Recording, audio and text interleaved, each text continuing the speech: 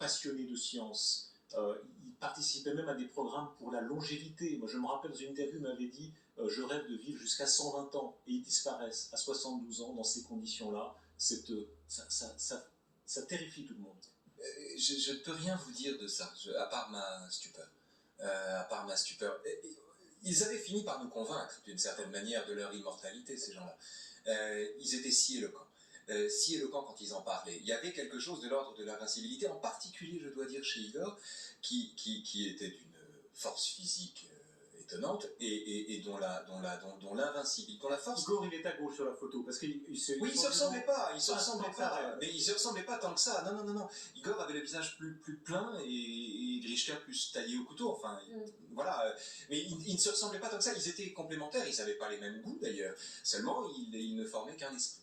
Alors Luc Ferry était aussi un ami proche des frères, voilà ce qu'il explique. Il dit il n'était pas anti-vax, mais contre le traitement pour eux-mêmes, étant très sportifs, sans un gramme de graisse, il croyait que le vaccin était plus dangereux que le virus, sauf qu'à 72 ans, le système immunitaire n'est plus aussi performant qu'avant.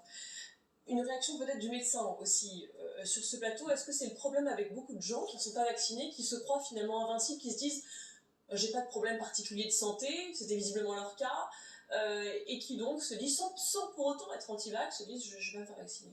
Oui, alors moi je suis également surpris quand même qu'ils ne se soient pas fait vacciner, parce qu'on a quand même maintenant des éléments pour penser que ce vaccin est extrêmement efficace contre les formes graves et puis qu'il n'est pas dangereux. Ils avaient, je pense, tous ces éléments à disposition. Et je suis triste vraiment, et puis on s'attendait presque au décès d'Igor, vu qu'ils se suivent et ils sont très très fusionnels, et j'en suis très triste ce soir.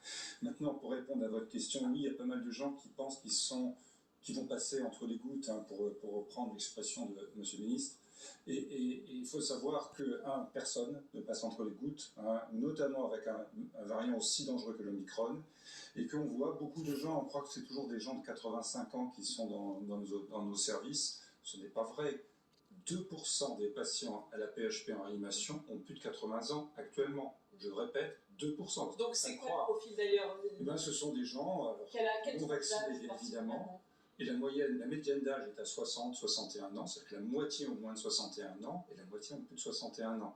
C'est actuellement le cas. Et ils ont parfois des facteurs de risque, mais pas des facteurs extrêmement graves, souvent un peu de surpoids, une hypertension artérielle contrôlée.